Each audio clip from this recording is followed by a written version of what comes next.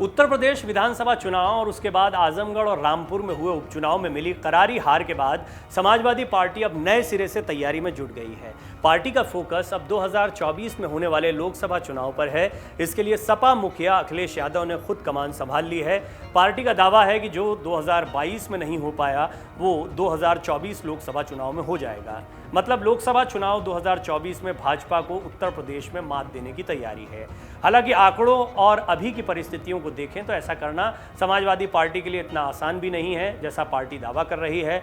लगातार कई चुनाव हारने वाले अखिलेश यादव के सामने अभी कई बड़ी चुनौतियां हैं। 2024 में वो भाजपा और अन्य विपक्षी दलों से तभी मजबूत मुकाबला कर पाएंगे जब इन चुनौतियों का निपटारा कर पाएंगे। दरअसल समाजवादी पार्टी के राष्ट्रीय अध्यक्ष अखिलेश यादव ने संगठन को मजबूत करने की कवायद शुरू की है। अखिलेश यादव ने प्रदेश अध्यक्ष नरेश उत्तम पटेल को छोड़कर अन्य सभी कार्यकारिणी को भंग कर दिया है, सभी लोगों को हटा दिया है। उन्होंने राष्ट्रीय कार्यकारिणी और राज्य कार्यकारिणी के साथ ही लोहिया वाहिनी, छात्र सभा, यूथ ब्रिगेड सहित अन्य सभी फ्रंटल संगठनों की राष्ट्रीय और प्रदेश कार्यकारिणी को भंग कर दिया है। माना जा रहा है कि पार्टी कार्य परिषद के सम्मेलन के बाद नए सिरे से कार्यकारिणी का गठन किया जाएगा। पार्टी का राष्ट्रीय सम्मेलन अगस्त के अंतिम सप्ताह या फिर सितंबर में होगा। विधानसभा चुनाव परिणाम घोषित होने के बाद से ही कार्यकारिणी भंग करने की संभावना जताई जा रही थी। पार्टी सूत्रों का कहना है कि प्रदेश अध्यक्ष पद पर भी बदलाव हो सकता है, लेकिन जब तक नए प्रदेश अध्यक्ष की तलाश पूरी नहीं हो जाती है तब तक नरेश उत्तम पटेल कार्य करते रहेंगे। माना जा रहा है कि प्रदेश अध्यक्ष की बागडोर किसी और गैर यादव पिछड़े वर्ग के नेता को सौंपी जा सकती है और नरेश उत्तम को राष्ट्रीय कार्यकारिणी में जगह दी जा सकती है। उत्तर प्रदेश की राजनीति में बीजेपी के बाद की सबसे बड़ी पार्टी समाजवादी पार्टी ने इस स्तर के व्यापक उलटफेर करने का निर्णय क्यों लिया?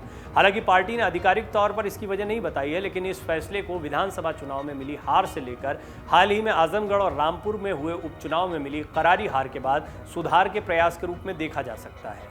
आजमगढ़ और रामपुर में जिस तरह से बीजेपी ने पार्टी के दो सबसे कद्दावर नेता अखिलेश यादव और आजम खान के गढ़ में सेंध लगाई है, उसने समाजवादी पार्टी को बड़ा झटका दिया है।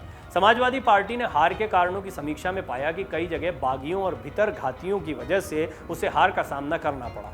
कई नेता टिकट नहीं मिलने पर निष्क्रिय होकर बैठ गए। ऐसे लोगों की पहचान कर ली गई है, ये सब बाहर होंगे। सपा अध्यक्ष अखिलेश यादव को भी एहसास है कि विधानसभा चुनाव में टिकट वितरण में बाहरियों को ज्यादा तवज्जो देने से कई जगह अपने लोगों की उपेक्षा हो गई। इसलिए अब ऐसे समर्पित लोगों का समायोजन किया जाएगा।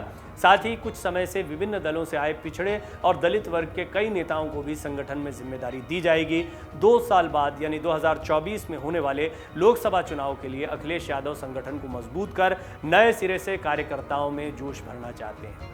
असल में वैसे तो सपा अपने पूरे संगठन भंग करने का काम पहले ही करना चाहती थी, लेकिन विधानसभा चुनाव में हार के बाद उसने ये काम नहीं किया। उसे आशंका थी कि संगठन को भंग करने को चुनावी हार से जोड़ा जाएगा। इसके बाद उसने राज्यसभा चुनाव, विधान परिषद चुनाव और आजमगढ़ और रामपुर लोकसभा उपचुनाव होने का इंतजार किया। समाजवादी पार्टी इस साल अगस्त या सितंबर में राष्ट्रीय सम्मेलन करेगी। इसमें अखिलेश यादव को फिर से अध्यक्ष चुना जाएगा। इससे पहले सपा सदस्यता अभियान के तहत पहले सदस्य बनाएगी।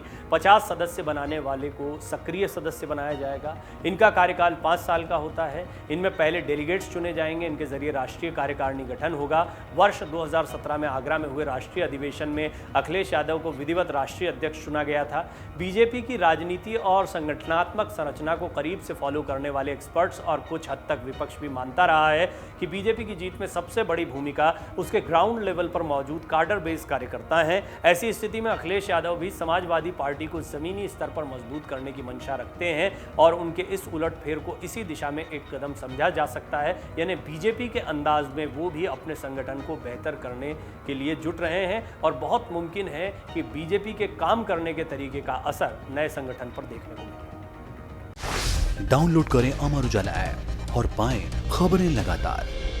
अगर आप ये वीडियो YouTube पर देख रहे हैं तो हमारे चैनल को सब्सक्राइब करें और बेल आइकन को दबाना ना भूलें। अगर आप Facebook पर ये वीडियो देख रहे हैं तो हमारे पेज को लाइक करें।